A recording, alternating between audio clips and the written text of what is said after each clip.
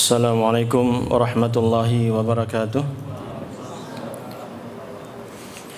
Alhamdulillah hamdan katsiran tayyiban mubarakan fih kama yuhibbu rabbuna wa yardah. Wa asyhadu an la ilaha illallah wahdahu la syarika lah wa asyhadu anna Muhammadan abduhu wa rasuluh sallallahu alaihi wa ala alihi wa ashabihi wa sallama tasliman katsira. Amma ba'd. Alhamdulillah kita bersyukur kepada Allah Subhanahu wa taala. Pada kesempatan malam hari ini kita berjumpa kembali dalam rangka memperdalam ilmu agama kita. Semoga Allah Subhanahu wa taala berkahi duduk kita di majelis ilmu ini di Masjid Al-Abrar, dan semoga Allah Subhanahu wa taala membimbing kita untuk mendapatkan ilmu yang bermanfaat agar kita amalkan dalam kehidupan kita sehari-hari.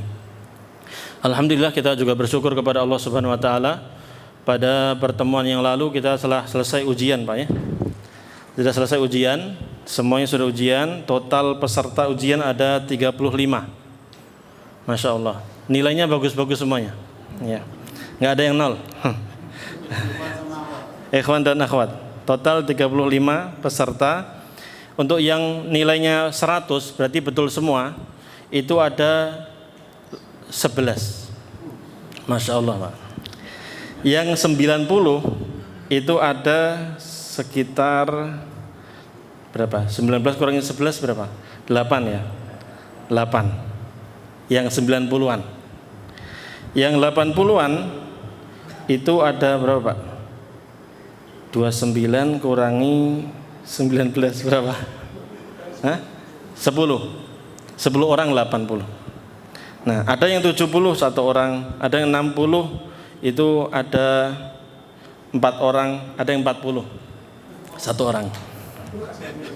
Nah, Masya Allah. Gak apa-apa, ini kan ujian, namanya ujian. Setiap hari kita mendapatkan ujian kehidupan. Nah, sekarang kita ujian yang beneran, yang apa namanya, tertulis. Nah, untuk yang nilai 100 ini banyak, Masya Allah ya. Ada juga tadi, sebenarnya beliau ini kalau ngerjain semua tugas 100 insya Allah. Soalnya nilai beliau salah satu doang karena tidak ngerjain itu. Dia lupa kelompatan. Salah satu doang itu. Jadi yang cuma salah satu ini ada 1, 2, 3, ada 6 orang, Pak. Salah satu doang. Dari sekian soal, berapa? 25 soal. Berarti dia salah satu doang. Tapi namanya pemenang ya kita umumkan, Pak ya. Pemenangnya hanya yang nilai 100 saja. Jadi ada 11 orang. Yang pertama Bapak Johan, Masya Allah. Kemudian yang kedua Bapak Sihan Syahriyadi. Siapa? Belum datang. Kemudian yang ketiga Bapak Dani. Ada? Yang keempat Bapak Eko Haryanto. Yang kelima Bapak Nur Sidik. Yang keenam Bapak Ahmad Masruri. Pak Arul datang. Nah. Yang ketujuh Ibu Mira. Yang ke-8 Ibu Sunipah. Yang ke-9 Ibu Mirna. Yang ke-10 Ibu Umay. Yang ke-11 Ibu Emi. Hah? Erni, oh ya Erni, Ibu Erni. Nah, Masya Allah. Semoga Allah berkahi ilmunya semuanya. Amin. Berarti soalnya mudah ya, Pak ya. Besok ujian lagi. Insya Allah ke depan kita ujian lagi. Taib. Hadiahnya ada yang dari saya, ada buku panduan praktis akidah. Ini sebenarnya terjemahan dari kitab Al-Aqidah Al-Muyassarah yang dulu pernah kita bahas di salah satu masjid, kemudian berhenti kajiannya Ahad pagi. Nah, ini bukunya bagus sekali. Buat panduan simple, mudah sekali untuk dipahami, dan ini terjemahan tinggal dibaca saja, insya Allah bermanfaat. Kemudian nanti ada juga hadiah dari DKM dari Bapak Bayu juga, insya Allah bermanfaat. Jadi akidahnya, hadiahnya buku, jadi semakin bertambah lagi ilmunya Bapak Ibu semuanya ya. Baik. Kita lanjutkan pembahasan kita berkaitan dengan kitab Shahih Fiqh Sunnah, dan kita akan tambahkan keterangan tambahan dari kitab Tashilul Fiqh ditulis oleh Al-Ustadz Ad-Doktor Profesor Dr. Abdullah bin Abdul Aziz Al-Jibrin rahimahullahu ta'ala. Jadi kita akan mix pembahasan ini karena satu sama yang lain kitab itu saling melengkapi. Jadi kalau antum punya buku fikih, antum juga coba cari buku fikih lain digabungkan. Biar apa? Semakin luas wawasan kita tentang ilmu fikih tersebut. Pembahasan kita kali ini membahas apa? Berkaitan dengan buang hajat, adab buang hajat. Kemarin kita telah pembahasan telah sampaikan tentang pembahasan tentang apa? Istinja, ada istilah istinja, ada istilahnya istijmar, ada istilahnya apa? Istitabah. Sama-sama bermakna apa? Membersihkan kemaluan depan atau belakang ketika kita setelah selesai membuang kotoran depan ataupun belakang, baik dengan batu atau dengan air atau dengan tisu atau dengan benda-benda yang lainnya yang dibolehkan. Yang tidak boleh kita memakai apa? Ya, tulang hewan atau kotoran hewan. Tidak boleh untuk buat bersuci. Atau dengan benda-benda yang berharga, pakai emas buat bersihin misalnya, saking kayanya nggak boleh, itu berlebihan. Taib. Berikutnya Bapak Ibu yang dirahmati Allah Subhanahu wa taala, kita masuk ke adabu qada'il hajah atau min adabi qada'il hajah. Di antara adab-adab buang hajat. Sebelumnya kita hendaknya mengingat bahwa nikmat yang Allah Subhanahu wa taala berikan kepada kita itu banyak banget. Kalau kita hitung-hitung banyak sekali. Bapak Ibu bisa minum, nikmat atau tidak? Bisa makan, nikmat atau tidak? Berbagai macam makanan, ada yang sayuran, ada yang ikan, ada yang apa? Daging-dagingan, ada yang tempe, tahu, macam-macam. Banyak makanan halal, semuanya enak. Ketika kita makan, nikmat. Kemudian bermanfaat bagi badan kita, ya kan gitu. Bisa kita cerna, ambil proteinnya, ambil nutrisinya, gizinya, sehingga badan kita sehat. Namun yang harus kita ingat, nikmatnya nggak cuma sampai situ, Pak. Sampai ketika selesai tubuh kita menyerap sari-sari makanan itu, kita butuh satu nikmat lagi, yaitu apa?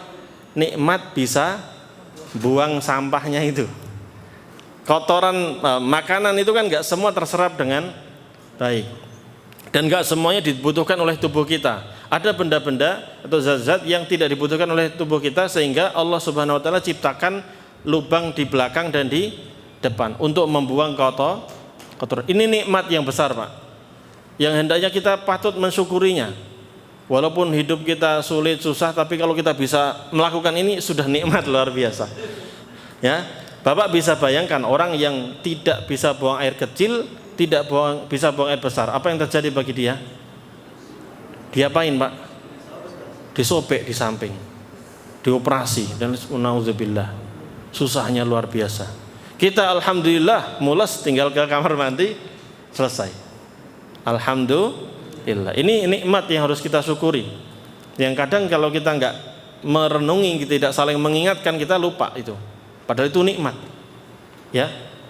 Jadi makannya nikmat, buangnya juga nikmat. Makanya untuk mensyukuri nikmat ini, kita harus memperhatikan adab-adab buang hajat agar sesuai dengan tuntunan Nabi Muhammad sallallahu alaihi wasallam. Yang pertama ditulis oleh Syekh Abu Malik dalam kitabnya Shahih Fiqh Sunnah adalah at-tasatturu wal bu'du 'anil nas la siyama fil khala. Hendaknya kita menutup diri kita ketika mau buang hajat, BAB, tutup diri kita dan menjauh dari manusia. Terutama kalau kita di tempat yang terbuka, di padang pasir, di hutan, di tempat-tempat luas, di pantai, kebelet, nggak ada nggak ada tempatnya, nggak ada tempat untuk buang air besarnya, nggak ada WC-nya, maka silahkan buang air besar di mana? Menjauh dari manusia. Anda sedang camping bareng-bareng sama teman-teman, mau BAB, cari tempat yang jauh, menjauh dari manusia. Jabir bin Abdullah radhiyallahu anhu mengatakan, kharajna ma'a Rasulillah sallallahu alaihi wasallam fi safarin wa kana Rasulullah sallallahu alaihi wasallam ya'til barraza yakni al-fada hatta yaghiba fala yura. Kami pernah keluar safar bersama Rasulullah sallallahu alaihi wasallam, lalu ketika Rasulullah sallallahu alaihi wasallam ingin buang air besar, maka beliau pergi menjauh dan sampai tidak terlihat oleh orang siapapun. Ini riwayatnya diriwayatkan oleh Imam Abu Dawud, Ibnu Majah, dan ini sahih. Ya, ini harus kita perhatikan Bapak Ibu yang dirahmati Allah Subhanahu wa taala. Jadi kita harus menutup aurat kita. Jangan sampai terlihat oleh orang lain. Ya, wajib ya. Oleh karena itu Rasulullah sallallahu alaihi wasallam bersabda, "La yanzurul rajulu ila auratir rajuli walal mar'atu ila auratil mar'ah." Tidak boleh seorang laki-laki lihat auratnya sesama laki-laki, dan tidak boleh wanita melihat auratnya wanita. Ya, ini harus diperhatikan. Karena ini untuk obat apa, Pak? Penyakit apa? Homo, LGBT, waspada. Maka yang paling aman kalau mau buang air kecil, kencing atau buang air besar di mana? Di kamar mandi atau WC yang tertutup. Maka dari sini saya sendiri menyarankan kalau membangun masjid, kakus, ya WC, kalau bisa nggak usah pakai yang berdiri itu. Yang berdiri tinggal dibuka celananya langsung keluar itu. Itu satu, kurang menutup dan bisa dilihat sama sampingnya. Ya, paling utama gimana? Yang ada tutupnya. Ya kayak WC yang kita itu. Makanya saya sarankan demikian. Tapi kalau sudah ada di masjid ya sudah, mau dibongkar monggo. Tapi lebih baik seperti itu. Kalau kita mau bangun WC, lebih baik yang tertutup. Biar kalau mau buang air besar silahkan di situ bisa, mau buang air kecil juga bisa, dan lebih tertutup. Daripada yang terbuka seperti itu, walaupun mungkin lebih praktis. Sebagian orang mungkin lebih praktis Ustaz. Tapi lihat, ketika Anda memakai itu, Anda berdiri membuka, mohon maaf, celananya bisa dilihat sama samping kanan kirinya. Nauzubillahi min dzalik. Maka hendaknya yang seperti ini dijauhi.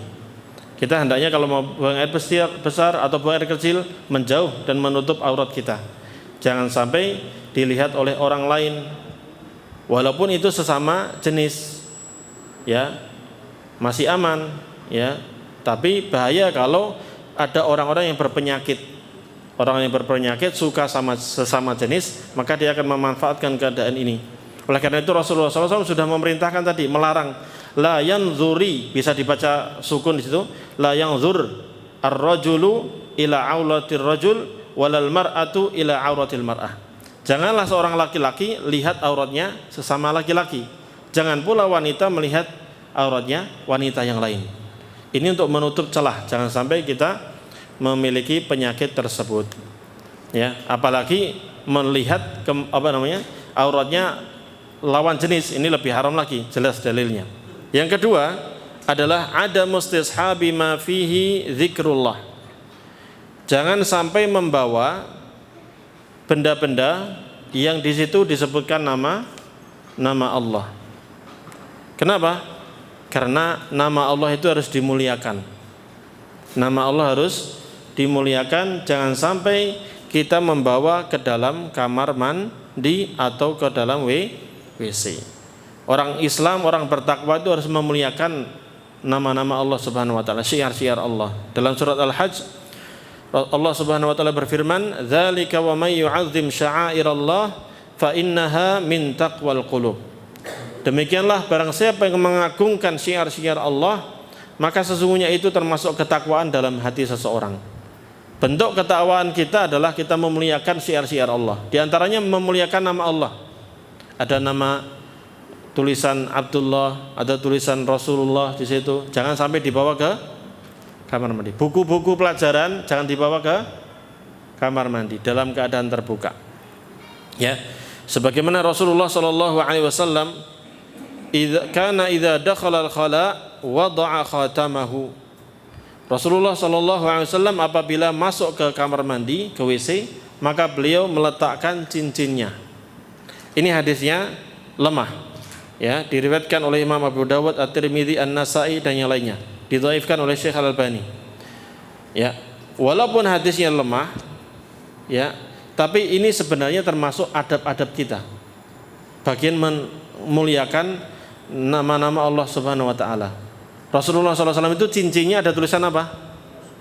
Muhammad Rasulullah. Ini jelas, ini sahih hadisnya, ya. Kana naqshuhu anna khataman nabi sallallahu alaihi wasallam kana naqshuhu fihi Muhammad Rasulullah.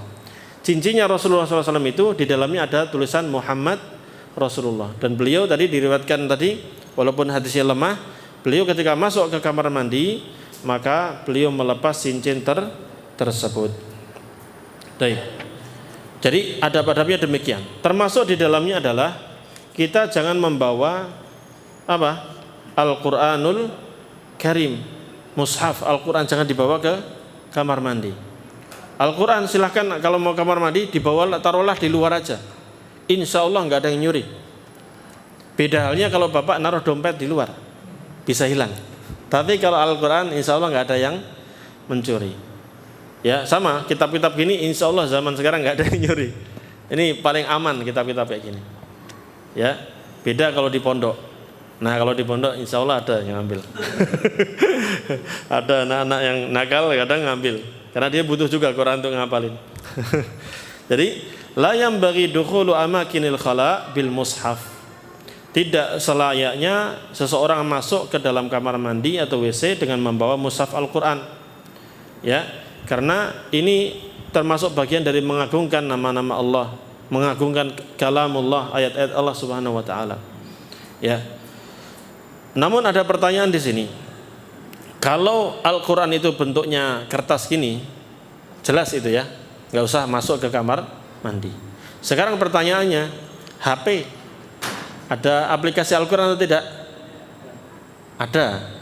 Bapak bisa baca dari Al-Qur'an ini kan, dari HP. Nah, boleh nggak masukin HP ini ke kamar mandi? Hah? Ada Al-Qur'annya, Pak? Jawabannya apa? Boleh, karena masih bisa dimatikan. Ini disebutkan juga dalam kitab Tashilul Fiqh. Yajuzu dukhulu amakinil khala bi jihazil hatifil mahmul. Boleh masuk ke kamar mandi atau WC dengan membawa handphone ataupun bawa laptop, walaupun di dalamnya ada tulisan ayat-ayat Al-Qur'an di dalamnya, kan nggak dibuka. Beda kalau bapak bawa HP terus bapak nyetel merotal di dalam, nggak boleh, nggak boleh. Ya, sama halnya seseorang yang hafal Al-Qur'an atau beberapa surat Al-Qur'an, kan di dalamnya ada apa? Ayat Al-Qur'an. Boleh nggak ke kamar mandi? Ya boleh, ya boleh, ya seperti itu. Baik. Kemudian demikian pula seseorang bawa kaset ke kamar mandi, boleh atau tidak? Boleh, intinya boleh lah, ya. Baik. Kemudian ada pada berikutnya adalah mengucapkan bismillah. Ketika mau masuk kamar mandi, ucapkanlah bismillah. Kemudian baca doa, Allahumma inni a'udzubika minal khubuthi wal khaba'ith. Adabnya apa? Sebelum masuk itu membaca bismillah. Apa dalilnya baca bismillah? Ya, di sini dibawakan dalil yang lebih umum. Ya, dalil umum yang menyatakan bahwa Rasulullah SAW bersabda, "Satru ma bainal jinni wa aurati bani adama idza dakhala ahaduhumul khala an yaqula bismillah." Yang akan menutupi antara jin dan aurat anak Adam ketika dia masuk ke kamar mandi, masuk ke WC adalah dia mengucapkan bismillah. Ya, bismillah. Dan ini hadisnya sahih, disahihkan oleh Syekh Al-Albani rahimahullah taala, dikeluarkan oleh Imam At-Tirmidzi dan juga Ibnu Majah. Jadi kalau masuk kamar mandi baca bismillah. Itu yang pertama, dalilnya tadi. Sama kalau kita mau lepas baju, mau ganti baju, kita harus membaca apa? Bismillah. Karena tadi Rasulullah mengatakan bismillah itu akan menutupi pandangan siapa? Jin. Karena jin bisa lihat kita atau tidak? Bisa. Kita bisa lihat sama dia? Aslinya tidak bisa. Walaupun kadang-kadang Allah izinkan bisa muncul dia. Tapi aslinya Allah berfirman, innahu yarakum huwa wa qabiluhu min haitsu la tarawnahum. Sesungguhnya iblis dan bala tentaranya, anak keturunannya itu, mereka bisa melihat kalian, di mana kalian aslinya tidak bisa melihat mereka. Jadi ada nggak jin sekarang datang? Kita nggak lihat, tapi sepertinya ada. Ya, di samping Bapak. Dari mana kita tahu? Karena jin itu ada yang muslim, ada yang kafir, ada yang taat, ada yang tidak taat, ada yang ahlus sunnah, ada yang ahlul bid'ah. Nah gitu. Ada yang ngaji rajin, ada yang tidak. Dan mereka wajib juga belajar seperti kita wajib. Mereka sholat gini, wajib juga mereka datang sholat, hadir sama kita. Ya, tapi innahu yarakum huwa wa qabiluhu min haitsu la tarawnahum. Sesungguhnya dia dan kabilahnya bisa melihat kalian, tapi kalian wahai manusia nggak bisa lihat mereka. Ya. Makanya kalau kita di kamar, walaupun kita sendirian, ya, kalau kita mau lepas baju, ganti baju, baca apa tadi? Bismillah. Nah, kemudian setelah itu baca Allahumma inni a'udzubika minal khubuthi wal khaba'ith. Dalilnya adalah hadis dari Anas radhiyallahu anhu, dia mengatakan kana Rasulullah sallallahu alaihi wasallam idza dakhala al-khala'a qala Allahumma inni a'udzubika minal khubuthi wal khaba'ith. Rasulullah sallallahu alaihi wasallam apabila hendak masuk ke kamar mandi atau ke WC, maka beliau membaca Allahumma inni a'udzubika minal khubuthi wal khaba'ith. Ya Allah, aku berlindung kepadamu dari godaan setan laki-laki dan setan perempuan. Berarti setan ini ada yang dari laki-laki, ada yang perempuan. Tadi kita nggak lihat, tapi dia bisa lihat. Kalau kita berlindung kepada Allah dari mereka, insya Allah aman. Tapi kalau kita nggak berlindung, bahaya. Namanya jin, setan, kita nggak tahu apakah dia baik atau buruk. Kalau dia suka sama bapak atau suka sama ibu, lalu dia ngintip, bahaya. Makanya kita harus waspada dengan memperbanyak doa, terutama ketika kita berada di kamar mandi. Ya, sebagaimana dikuatkan dalam kitab Tashilul Fiqih, Rasulullah SAW memerintahkan kita untuk membaca tadi. Ya, kenapa? Beliau mengatakan sebagaimana hadis dari Zaid bin Arqam, Rasulullah SAW bersabda, Inna hadhil hushusha muhtadaratun. Sesungguhnya tempat-tempat kamar mandi, WC-WC itu dihadiri sama siapa? Jin. Itu tempatnya siapa? Jin. Fa idza ata ahadukumul khala'a falyaqul a'udzu billahi minal khubuthi wal khaba'ith. Apabila salah seorang di antara kalian masuk ke WC, ke kamar mandi, maka hendaknya membaca doa a'udzu billahi minal khubuthi wal khaba'ith, atau tadi Allahumma inni a'udzubika minal khubuthi wal khaba'ith. Insyaallah sudah hafal Pak ya? Aku berlindung kepadamu ya Allah dari godaan setan laki-laki dan perempuan, jin laki-laki dan perempuan. Baik. Berikutnya, mendahulukan kaki kiri ketika masuk dan mendahulukan kaki kanan ketika keluar. Penulis mengatakan walam aqif fi hadza ala nassin khassin an Nabi sallallahu alaihi wasallam. Saya belum pernah mendapatkan dalil yang khusus tentang ini dari Nabi Muhammad sallallahu alaihi wasallam. Lakin qala Syaukani, akan tetapi Imam Asy-Syaukani dalam kitab As-Sailul Jarrar jilid 1 halaman 46 beliau mengatakan wa amma taqdimu al-yusra dukhulan wal yumna khurujan falahu wajhun.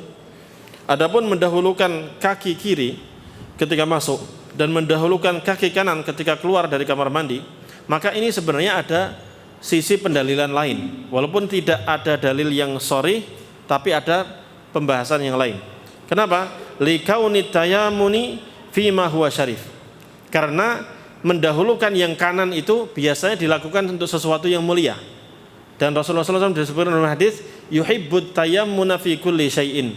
Rasulullah SAW itu senang mendahulukan yang kanan dalam segala sesuatu yang baik-baik. Ya, minum pakai tangan kanan, makan pakai tangan kanan, pakai baju tangan kanan dulu baru kiri. Ketika mandi janabah juga kanan dulu baru kiri. Ketika masuk ke masjid kaki kanan dulu baru kaki kiri. Nah, ketika hal-hal yang tidak terlalu baik, ya, wattayasuru fima huwa ghairu syarif, maka didahulukanlah kaki kiri, yang kiri dulu kalau untuk sesuatu yang tidak baik. Makanya pernah kita bahas kemarin Pak ya, kalau kita mau cebok pakai apa? Tangan kiri untuk membersihkannya itu. Dan kita tidak boleh memegang kemaluan dengan tangan kanan. Kenapa? Tangan kanan untuk sesuatu yang mulia, adapun tangan kiri untuk sesuatu yang tidak mulia. Mafahimtum? Jelas ya? Taib. Kemudian pembahasan yang kelima. Ini yang penting. Dan ini terjadi perbedaan pendapat, yaitu menghadap ke kiblat. Tidak boleh menghadap ke kiblat. Ada mustiqbalil qiblah aw istidbariha 'indal qu'udi liqada'il hajah. Tidak boleh menghadap kiblat, tidak boleh pula membelakanginya. Berarti kalau kiblat kita menghadap ke barat, berarti enggak boleh menghadap barat, enggak boleh menghadap ke timur. Ya. Ketika kita duduk untuk kencing atau untuk buang air besar. Taib. Hadis ini diriwayatkan dari Abu Ayyub Al-Ansari dari Nabi sallallahu alaihi wasallam, beliau bersabda, "Idza ataitumul gha'ita fala tastaqbilul qiblah wa la tastadbiruha walakin syarriqu aw gharribu." Apabila kalian hendak buang air besar, maka jangan kalian menghadap ke kiblat dan jangan pula membelakanginya. Ini posisi Nabi Muhammad SAW sedang di kota mana? Kota Madinah. Kota Madinah menghadap ke Ka'bah. Ka'bahnya itu kota Makkah. Di mana berarti ke arahnya? Ayo Pak, lihat petanya. Ke arah mana? Selatan. Mana? Ada gambar nggak? Ini apa nih? HP misalnya. Ini Palestina, Baitul Maqdis. Tengah sini Madinah. Bawah sini apa? Makkah. Kan gitu kalau di peta. Nah, Nabi Muhammad SAW di tengah ini. Baitul Maqdis, Palestina itu di arah utara. Makkah di mana? Arah selatan. Makanya Rasulullah SAW bersabda, apabila kalian mau buang air besar atau buang air kecil, jangan menghadap kiblat dan jangan membelakanginya. Berarti jangan menghadap ke Ka'bah Makkah dan jangan menghadap ke Baitul Maqdis. Kenapa? Karena itu menghadap kiblat atau membelakangi kiblat. Beliau bersabda, walakin syarriqu aw gharibu. Tapi silahkan kalian menghadap ke timur atau ke barat. Karena timur ke barat itu apa? Bukan arah kiblat dan bukan membelakangi kiblat di Madinah. Tapi kita di Indonesia kiblatnya kemana? Ke barat. Sehingga memahami hadis harus dipahamkan juga kondisi kita di sini. Yang penting dalilnya apa? Jangan menghadap ke kiblat, jangan membelakanginya. Berarti kalau kiblat kita menghadap ke timur, bukan ke barat, Pak. Kiblat kita menghadap ke barat, berarti jangan menghadap ke barat, jangan pula menghadap ke timur. Ini kalau kita. Taib. Jadi seperti itu. Oleh karena itu Abu Ayyub ketika datang ke kota Syam, berarti kemana ini? Syam saat itu mencakup Palestina, Syria, Yordan, kemudian mencakup mana? Lebanon. Itu Syam zaman dulu. Nah, faqadimna Syam, maka kami pun datang ke kota Syam, ke negeri Syam. Fawajadna marahidha qad buniyat nahwal Ka'bah. Ternyata WC-WC-nya itu dibangun menghadap ke mana? Ka'bah. Berarti ke arah mana? Selatan. Fananharif anha wa nastaghfirullah ta'ala. Maka kami pun ketika buang air besar gimana? Agak miring dikit. Agak miring. Karena kiblat agak miring gini. Dan kami pun minta ampun kepada Allah Subhanahu wa ta'ala. Ini riwayatnya sahih dikeluarkan oleh Imam Al-Bukhari dan juga Imam Muslim. Jadi gimana Pak? Jangan menghadap ke Ka'bah, jangan pula membelakanginya. Berarti kalau kita jangan menghadap ke barat, jangan pula menghadap ke timur. Jelas? Tapi ada riwayat lain yang menjelaskan bahwa Rasulullah SAW pernah membelakangi Ka'bah. Ya. Ya. Abdullah bin Umar radhiyallahu anhuma pernah berkata, "Laqad raqitu yauman ala dhahri baitin lana. Fara'aitu Rasulullah sallallahu alaihi wasallam ala labinataini mustaqbilan Baitul Maqdis li hajatihi." Sungguh suatu hari saya pernah naik ke rumah kami. Di riwayat lain mengatakan rumahnya Hafsah. Beliau naik ke sana. Nah, untuk memperbaiki sesuatu, untuk melakukan sesuatu. Maka saya tidak sengaja melihat Rasulullah SAW sedang buang air besar dengan menggunakan dua bata di kanan kirinya. Kemudian beliau menghadap mana? Mustaqbilan Baitul Maqdis. Beliau menghadap ke arah Baitul Maqdis. Berarti ke arah mana? Utara tadi. Kalau ke arah Baitul Maqdis berarti ngapain? Membelakangi Ka'bah, membelakangi Mekah. Berarti di sini boleh atau enggak tadi? Tadi awal beliau malah melarang. Riwayat kedua, dan ini juga sahih, dikeluarkan Imam Bukhari dan juga Imam Muslim. Riwayat kedua mengatakan Rasulullah sendiri melakukan itu. Makanya Abdullah bin Umar mengatakan, saya sendiri lihat Rasulullah menghadap ke Baitul Maqdis.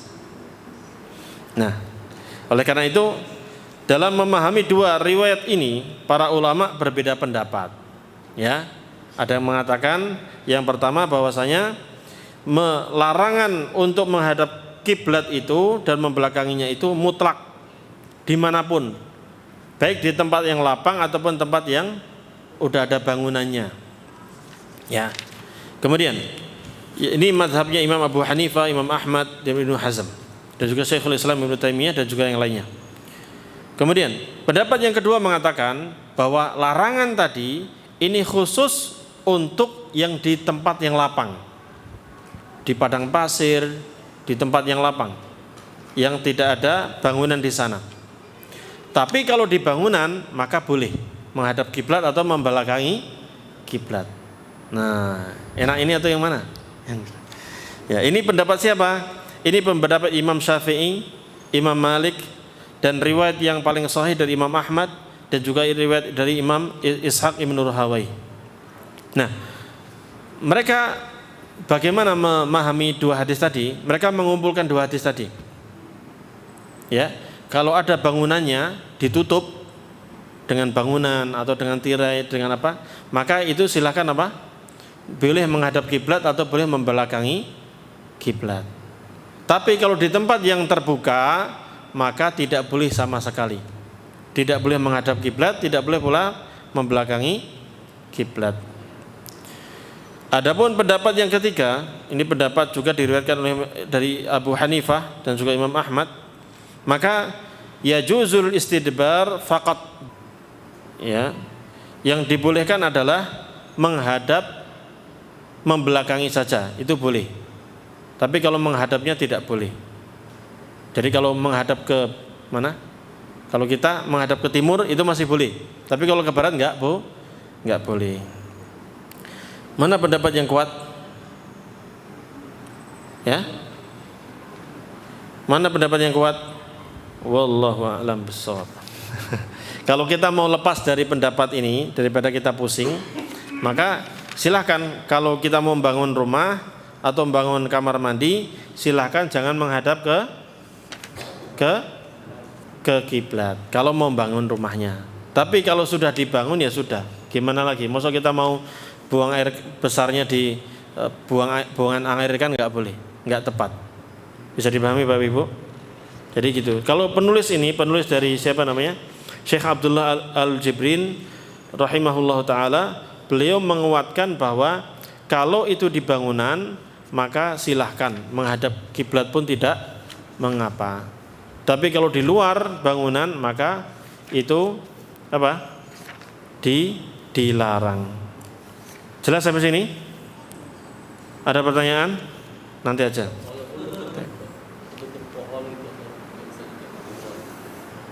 Iya, kalau tertutup pohon berarti sudah ada tutupnya, Pak.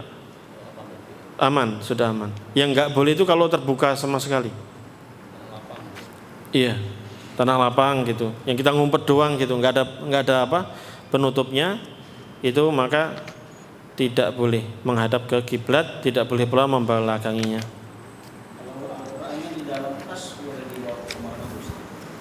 Lebih baik taruh luar. Tapi kalau darurat tadi, untuk masalah membawa Al-Quran atau apa, kalau kita darurat masih dibolehkan. Di sini tadi sebenarnya penulis mengatakan demikian. Wa yustathna min dzalika ma idza dakhala bihi li hajatin ka an yakhafu an yusraq fayubahu ad-dukhul bihi hina idzin. Dikecualikan kalau kita khawatir dicuri barang kita, maka silakan bawa Al-Quran tersebut. Yang penting jangan dibuka. Jangan dibuka. Baik. Jelas di sini? Masalah menghadap kiblat sudah jelas ya. Jadi lebih afdolnya kalau mau bangun rumah atau membangun kamar mandi, WC, silahkan menghadap ke mana? Kalau kita ke mana? Selatan atau ke utara. Jangan sampai menghadap ke kiblat. Dan alhamdulillah masjid kita sudah seperti itu Pak ya. Itu cuma menghadap ke sana semuanya. Alhamdulillah. Kemudian berikutnya, hendaknya kita menghindari perkataan. Jangan berbicara ketika kita sedang buang air besar atau buang air kecil.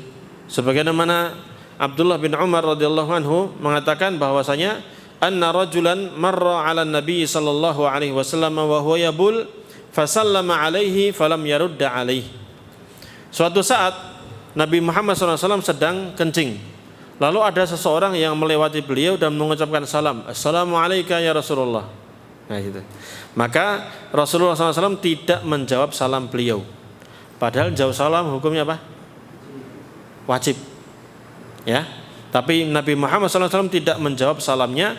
Kenapa? Karena posisinya beliau sedang di kamar mandi. Sedangkan salam itu adalah ucapan doa keselamatan untuk saudara kita. Ini dikeluarkan oleh Imam Muslim, Abu Dawud, At-Tirmidzi, An-Nasai dan yang lainnya. Baik. Kemudian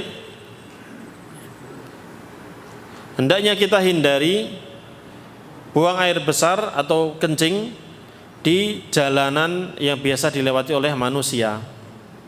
Rasulullah SAW bersabda, Ittaqul la'inaini. Hendaknya kalian jauhi dua tempat yang akan membuat kalian dilaknat. Rasulullah ditanya, wa mal la'inaini ya Rasulullah? Apa dua tempat yang bisa membuat orang dilaknat itu ya Rasulullah? Rasulullah bersabda, alladzi yatakhalla fi tariqin nas au fi dhillihim. Yaitu seseorang yang buang air kecil atau buang air besar di jalanan manusia atau di tempat mereka berteduh.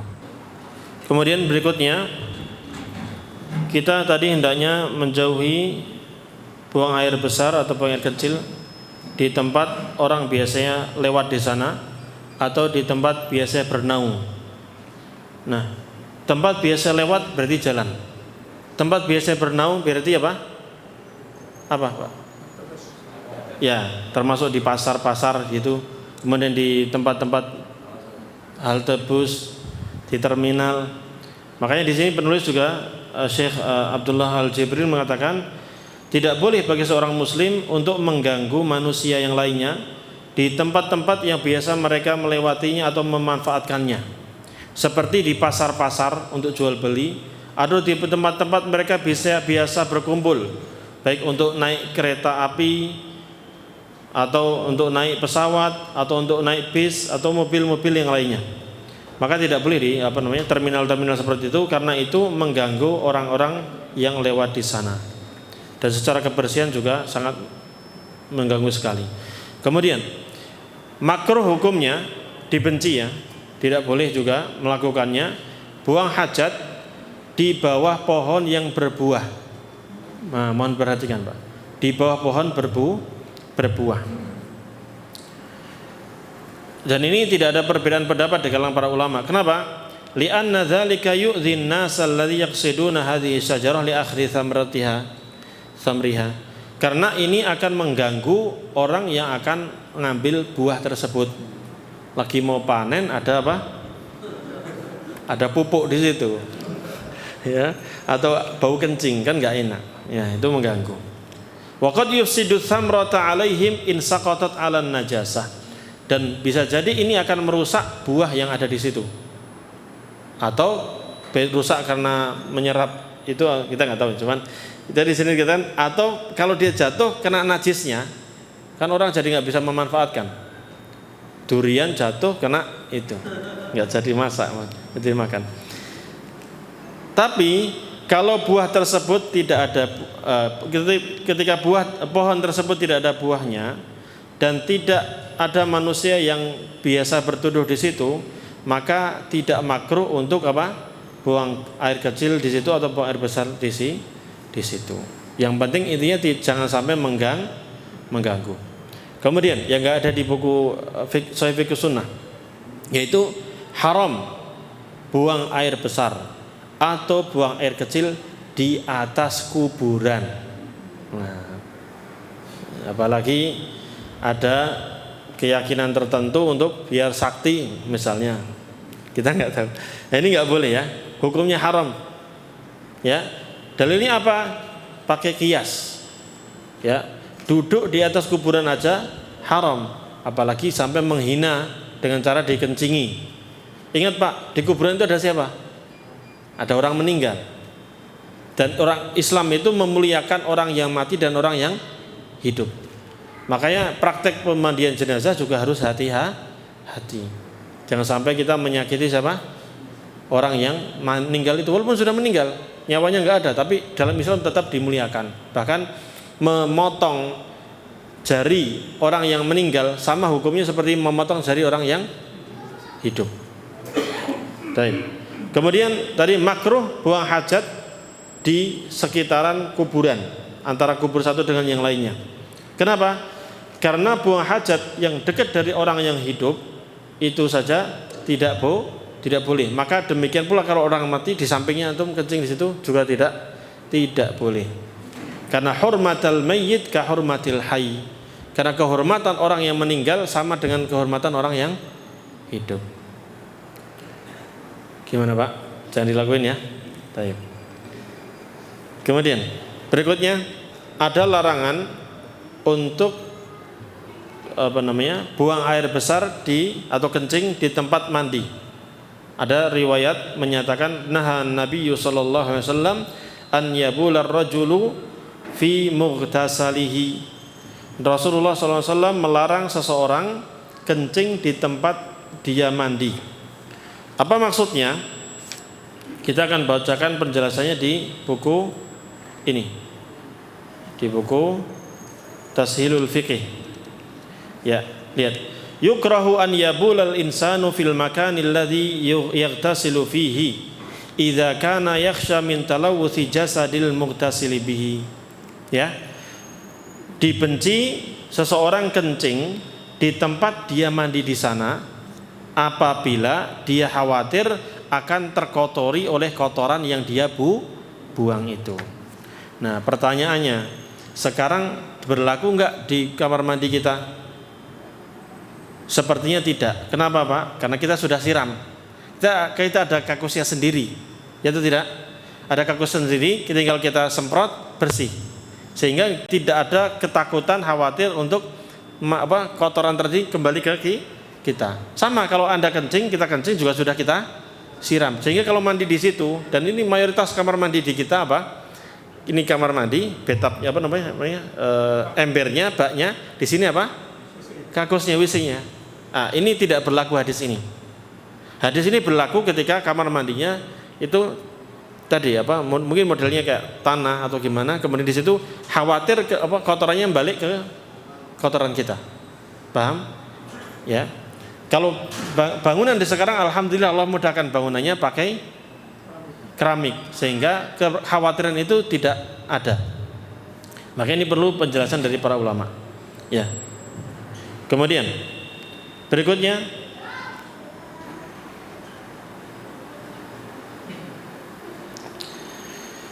hendaknya seseorang menghindari kencing di air yang tidak mengalir.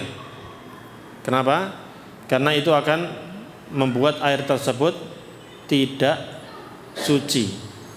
Ya, kita sudah tahu ya. Naha an yubala fil ma'ir raqid. Rasulullah SAW melarang kencing di air yang tidak mengalir. Taib. Kalau apa namanya? Apa itu namanya? Kolam renang. Lebih baik kita apa? Keluar kencing di WC khusus. Tapi seandainya keluar pun tidak membuat itu apa?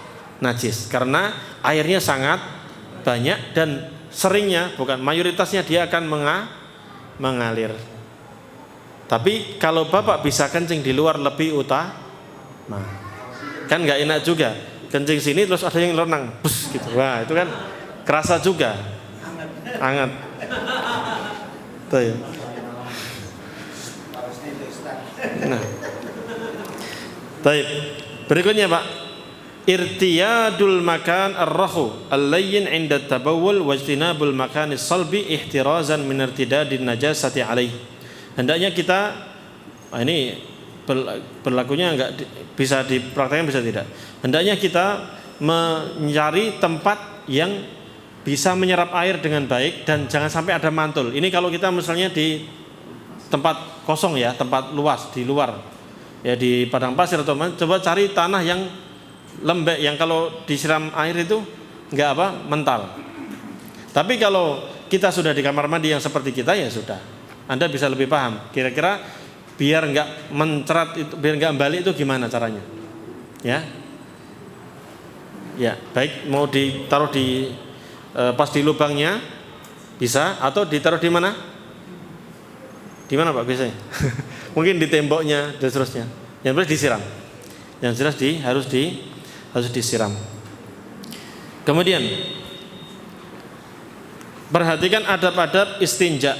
Tadi kemarin sudah kita jelaskan Pak ya. Istinja minimal berapa kali? Kalau pakai batu atau tisu atau daun atau kayu minimal berapa? 3 kali. Kemudian bersihkan pakai tangan kiri, jangan menyentuh kemulan dengan tangan kanan.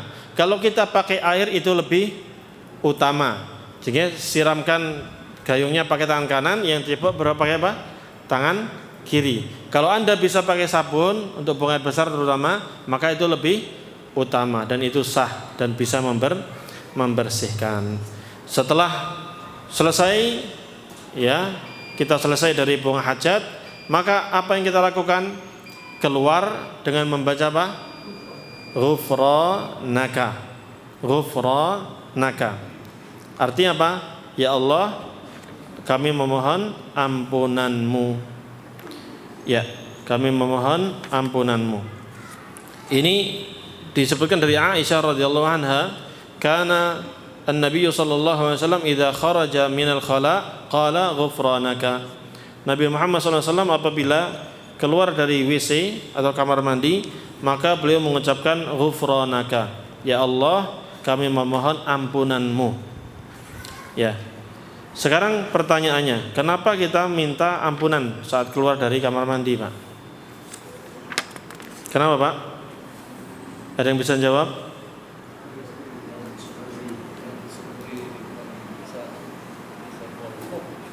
Iya. Iya. Jawabannya betul, salah satunya itu ketika kita keluar dari kamar mandi ini kan nikmatnya luar biasa. Nikmatnya luar biasa. Sehingga untuk mensyukurinya itu tidak cukup dengan amal perbuatan kita. Sehingga kita ucapkan ya Allah ampunilah kami, karena kami belum bisa mensyukuri dengan sebagaimana mestinya. Saya lagi cari penjelasan tadi, di sini ada kok. Kemudian yang berikutnya apa? Hikmahnya. Selain itu ada enggak, Pak? Selain itu hikmahnya. Tadi kan biar kita kan bersyukur, karena untuk mensyukuri itu tidak mudah kan gitu. Nah, kenapa pakai ghufranaka lagi tadi? Nah, di sini disebutkan oleh Imam Al-Khattabi dalam Ma'alimus Sunan, anna al-istighfara huna qila huwa min ajli taksir bi hujrani adz-dzikri waqta qada'il hajah. Jadi, kenapa kita istighfar, minta ampun, ghufranaka, ya Allah ampunilah kami. Kami memohon ampunanmu ya Allah. Karena pertama, ya, karena kita saat buang hajat itu kita tidak berzikir. Dan itu merupakan bentuk kekurangan kita. taksir dalam ibadah. Kita nggak bisa ibadah saat itu, sehingga itu dianggap sebuah kekurangan. Sehingga ketika keluar maka kita ucapkan ghufranaka, ya Allah ampunilah saya. Kami memohon ampunanmu ya Allah. Kenapa? Karena nggak bisa zikir tadi di dalamnya. Memang nggak boleh juga. Itu yang pertama. Waqila, dan ada juga yang mengatakan min ajli taksir fi syukrillahi alaihi bi akli ta'am thumma hamdihi thumma tashili khurujihi. Ya, yang kedua adalah karena kita meminta ampun kepada Allah Subhanahu wa taala karena kita tidak bisa bersyukur kepada Allah Subhanahu wa taala dengan sebenar-benarnya syukur, karena nikmat yang Allah berikan itu sangat banyak. Kita bisa makan, kita bisa mengunyah, kita bisa memanfaatkan, mengambil nutrisi yang dari makanan yang Allah berikan itu, dan kita juga bisa membuangnya dengan mudah. Yang memudahkan pembuangan itu siapa? Allah Subhanahu wa taala. Makanya doanya tadi apa? Ghufranaka. Ada doa lain enggak, Pak? Ada enggak? Ada yang hafal doa lain selain itu? Alhamdulillahilladzi azhaba 'annil adza wa 'afani. Ini riwayatnya lemah. Riwayatnya lemah. Oleh karena itu Syekh Abdullah bin Abdul Aziz Al-Jibrin mengatakan tukrahul muwadzafatu ala ma lam yathbut minal azkar fi hadzal maudhi'.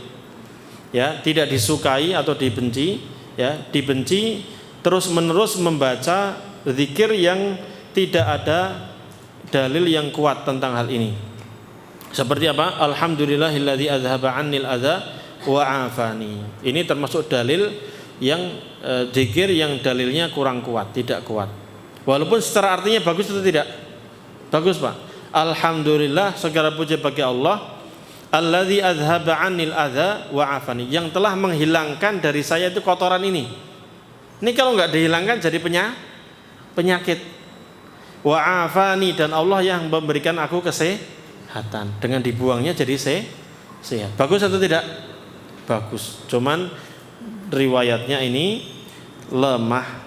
Diriwayatkan oleh Imam Ibnu Majah, sanadnya lemah, dan juga Imam An-Nasa'i, Ibnul Jauzi juga dalam Al-Ilal Al-Mutanahiyah dan lainnya.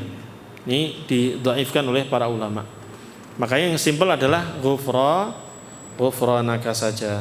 Insyaallah dengan itu selesai adab-adab buang hajat.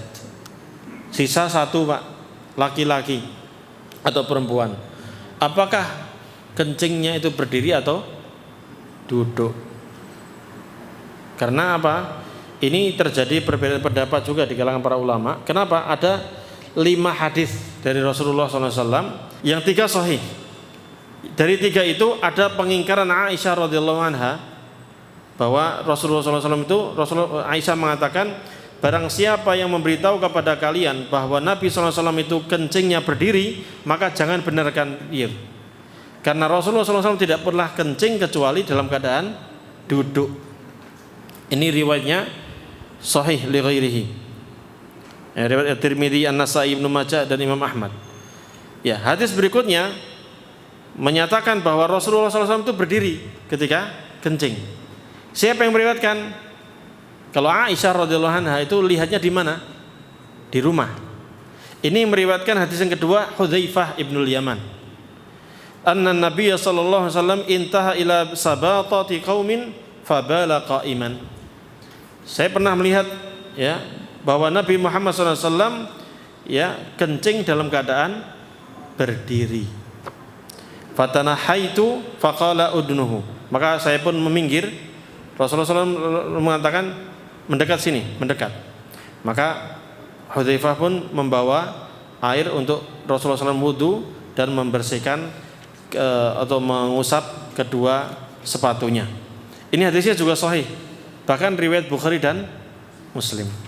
Jadi ada beberapa hadis yang seolah-olah bertentangan. Kemudian hadis yang ketiga, hadis Abdurrahman bin Hasanah. Kharaja alaina Rasulullah sallallahu alaihi wasallam wa fi yadihi ka hay'atid diqqah. Fa wada'aha thumma jalasa khalfaha fa bala ilaiha. Rasulullah sallallahu alaihi wasallam keluar menemui kami di beliau membawa sebuah barang, kemudian beliau duduk di barang tersebut, lalu beliau kencing. Berarti kencingnya dalam keadaan apa? Duduk. Abdullah bin Umar berkata, Ra'ani Rasulullah SAW abulu qa'iman. Suatu saat Rasulullah SAW melihat aku kencing dalam keadaan berdiri. Lalu beliau menegurku, ya Umar, la tabul qa'iman. Wahai Umar, jangan kencing dalam keadaan berdiri. Berarti larangan siapa? Rasulullah SAW. Maka Umar mengatakan, fama bultu qa'iman ba'du. Maka setelah itu saya enggak pernah kencing dalam keadaan berdiri. Namun riwayat ini lemah. Riwayat ini dhaif, dikeluarkan oleh Imam Ibnu Majah, Al-Baihaqi dan yang lainnya. Hadis yang ke-5 dari Buraidah, bahwa Nabi SAW bersabda, thalathun minal jafa. Ada 3 hal termasuk hal yang tidak baik, yaitu salah satunya an yabular rajulu qa'iman, seseorang kencing dalam keadaan berdiri. Nah, oleh karena itu para ulama berbeda pendapat tentang hukum kencing berdiri ini. Pendapat pertama mengatakan makruh kalau tidak ada halangan, kalau tidak ada uzur maka hukumnya makruh. Ini pendapat Aisyah tadi, bahkan Aisyah radhiyallahu anha mengatakan apa? Rasulullah SAW itu kalau kencing selalu duduk, nggak pernah apa? Berdiri. Jadi makruh berdiri. Pendapat kedua mengatakan boleh berdiri. Ini pendapatnya Umar, Zaid Ali radhiyallahu anhu, Zaid bin Thabit, Ibnu Umar dan lainnya. Ada Sahal bin Sa'ad, Anas, Abu Hurairah, Hudzaifah. Dan ini pendapat dari mazhab Hanabilah. Kalau pertama tadi mazhab Hanafiyah dan Syafi'iyah. Pendapat yang ketiga, idza kana fi mawdi'in rakhwin la yaruddul baula alaihi jaza wa illa muni'a. Kalau tempat tersebut itu, ini pendapat ketiga mengatakan kalau tempatnya itu tidak membuat airnya mental, maka silahkan kencing dalam keadaan berdiri. Tapi kalau dengan berdiri malah balik ke badan kita dan bisa membuat najis, maka silahkan apa? Duduk. Ini mazhab Imam Malik dan juga Imam Ibnul Munzir. Adapun penulis mengatakan pendapat yang kuat adalah tidak makruh, tidak dibenci kencing dalam keadaan berdiri selama aman dari cipratan air. Dari bebas, Bapak mau berduduk atau berdiri silahkan. Yang penting kita terhindar dari apa? Cipratan tadi. Tinggal Bapak atur arahnya, jangan sampai nyiprat balik ke badan kita. Seandainya pun ada cipratan balik ke kaki, maka harus disiram. Karena itu benda yang najis. Wallahu taala a'lam bissawab. Itu berkaitan dengan pembahasan tentang buang hajat tersebut. Semoga bermanfaat bagi kita. Mungkin ada yang terlewat, silahkan ditanyakan. Apa? Duduk, jongkok, berdiri nggak apa-apa, boleh, nggak masalah. Ya, hadisnya duduk, jongkok, iya duduk. Ya Pak? Nggak ada. Dua-duanya dibolehkan. Ya, kemudian ada juga harus dicek itu riwayat yang mengatakan berderhem gitu. Nah itu kan ada yang mengatakan katanya cara Rasulullah SAW kencing itu atau buang air besar harus ngangkat salah satu kakinya, kemudian berdaham dan seterusnya. Itu coba dicek riwayatnya. Ini saya ambil dari dua kitab ini, nggak ada penjelasannya, nggak ada. Coba dicari riwayatnya. Kalau ada ya dan sahih ya kita amalkan. Kalau nggak ada ya nggak usah. Dan sebenarnya kencing kita itu kan seperti botol ini ya. Kalau sudah habis ya dia akan berhenti. Tinggal kita siram sudah selesai. Ya. Kalau habis itu kerasa kayak keluar, ya udah nggak usah hiraukan. Itu was. Bisa jadi ujungnya nempel ke kain kita. Kecuali kalau betul-betul terasa banyak dan hangat, nah itu berarti keluar. Lain. Ya Pak ya. Baik. Ada lagi pertanyaan? Jelas insya Allah ya. Yang penting udah buang hajat ini bisa diamalkan, selesai itu urusan. Ada pertanyaan nggak kira-kira? Nggak ada? Semuanya jelas? Siap ujian lagi insya Allah. Apa? Nggak ada? Ada? Tertulis? Nggak ada? Berarti jelas insya Allah. Iya. Risiko pemeliharaan kucing atau anjing yang dia kencing sembarangan kena kita di pohon. Jadi kalau di kompleks itu ada kucing di pohon. Nah, si pemelihara itu anjing terutama itu kencing di pohon untuk disiram. Nah itu risiko buat dia apa? Kan kita kena gitu, atau segel gitu. Kencing. Dia tidak punya adab terhadap kencing peliharaannya. Binatang peliharaan misalnya itu ganggu di kompleks. Anjing atau Anjing dan kucing malah di ruang rumah. Iya. Ada. Yang memelihara risikonya apa sih? Ya? Yang memelihara kan yang tanggung jawab dia. Oh. Yang memelihara kucing. Iya, orang yang memelihara kucing atau anjing lalu mengganggu tetangganya, maka hukumnya berdosa karena dia mengganggu tetangganya. Apalagi kalau tadi anjing itu yang jelas najisnya itu apa namanya, liurnya kemana-mana. Kemudian kencing juga, kencing kucing dan anjing sama-sama apa? Najis. Ini juga bisa mengganggu orang lain. Soalnya kencing kucing dan anjing termasuk buang air besarnya itu enggak cuma najis, baunya juga luar biasa. Ya. Makanya ini harus dijaga. Kalau orang suka sama kucing, melihara kucing, itu boleh atau tidak? Boleh. Maka harus dilihat, harus diperhatikan, dirapikan. Ya, tempat kotorannya harus ditata. Kalau anjing boleh atau tidak? Enggak boleh. Orang muslim haram memelihara anjing. Nah, sikap kita gimana bagi tetangganya? Maka ketika kita lihat tetangga kita memelihara itu, kita nasihati, Pak, mohon maaf, bagus Bapak peduli dengan hewan, cuman mohon diperhatikan kotorannya. Soalnya bagi kami umat Islam, kotoran air liur anjing, kotoran kucing, anjing itu semuanya najis. Nah, tapi kalau kita nggak tahu, Pak, misalnya itu komplek kan luas, kemudian biasa lewat situ mereka. Tapi kita apakah ketika kita jalan di situ najis atau tidak jalanannya? Kalau kita nggak lihat kotorannya, maka aslinya semuanya adalah suci. Kecuali betul-betul lihat cairan, bau atau kotorannya di situ ada di situ, maka kita tidak boleh nyentuhnya. Tapi kalau sudah kering, apalagi sudah yang namanya anjing kan kadang olahraga kan sama majikannya itu, nah gitu bareng-bareng kan. Nah itu kan otomatis mereka jilat-jilat ke jalan itu. Nah kalau sudah keadaannya sudah kering, maka insya Allah aman. Sudah kering. Kita juga nggak, apalagi kita nggak lihat. Ya seperti itu. Wallahu a'lam bishawab. Cukup sekian. Semoga bermanfaat dan bisa kita amalkan dalam kehidupan sehari-hari. Insya Allah pada pertemuan berikutnya kita akan membahas tentang sunnah-sunnah fitrah, sunanul fitrah. Bismillah azza wajalla. Kita tutup dengan doa kafaratul majlis. Subhanakallahumma bihamdika asyhadu an la ilaha illa anta astaghfiruka wa atubu ilaik. Wassalamualaikum warahmatullahi wabarakatuh.